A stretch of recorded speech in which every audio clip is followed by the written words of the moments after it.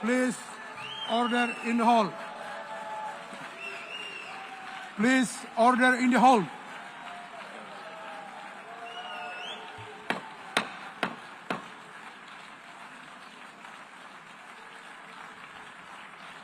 Please, order in the hall.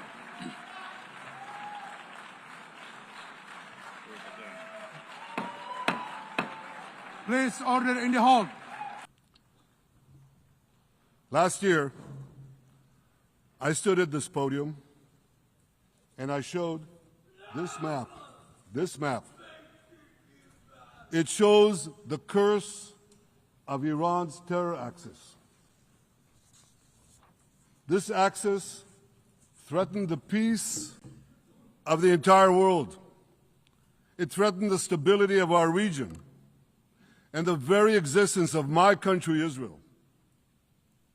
Iran was rapidly developing a massive nuclear weapons program and a massive ballistic missile program.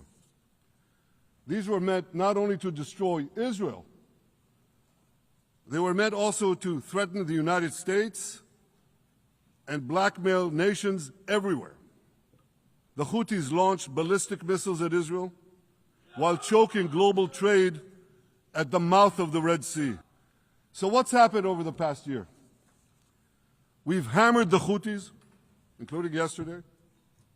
We crushed the bulk of Hamas's terror machine.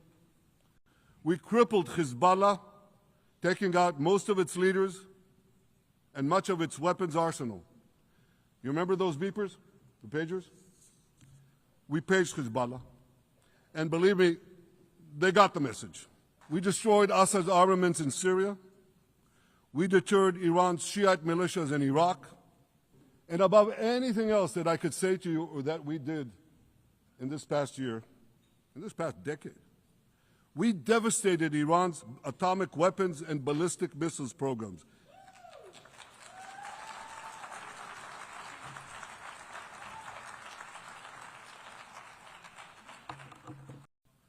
Half the Houthi leadership in Yemen, gone. Yahya Sinwar in Gaza, gone.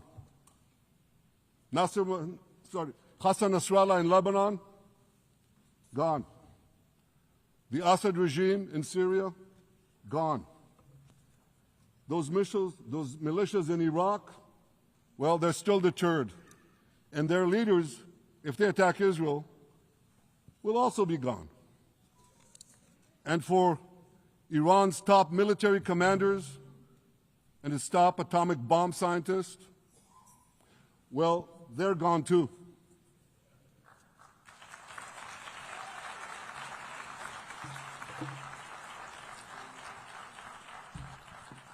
And you saw this.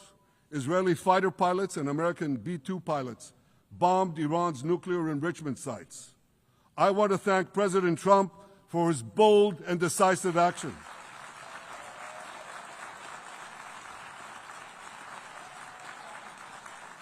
President Trump and I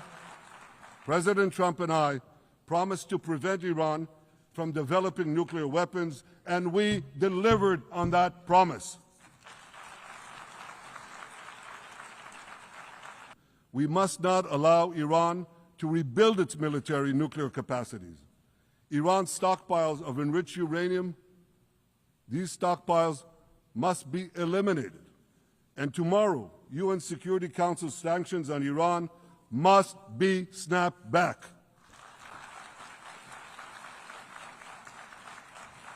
But we're not done yet. The final elements, the final remnants of Hamas are holed up in Gaza City.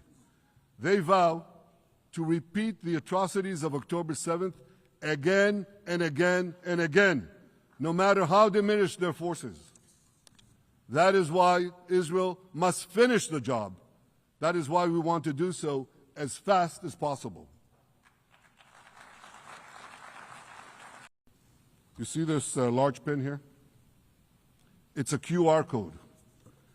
What I ask you to do is hold up your phones, zoom in, and you too will see why we fight and why we must win. It's all in here. We've brought home 207 of these hostages, but 48 still remain in the dungeons of Gaza. 20 of them are alive, starved, tortured, deprived of any daylight, deprived of humanity. I've surrounded Gaza with massive loudspeakers connected to this microphone in the hope that our dear hostages will hear my message. Our brave heroes. This is Prime Minister Netanyahu speaking to you live from the United Nations. We have not forgotten you, not even for a second. The people of Israel are with you. We will not falter and we will not rest until we bring all of you home.